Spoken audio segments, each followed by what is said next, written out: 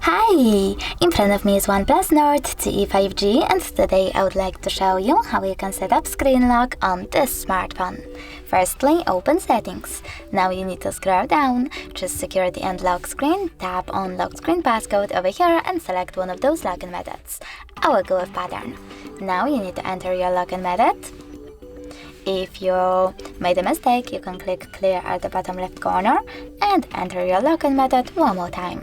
Then choose Next at the bottom right corner, repeat it, and tap on Confirm. Over here you need to select how do you want the lock screen to display your notifications. I don't want any, so I will go with Don't Show Notifications at all and tap on Done at the bottom right corner.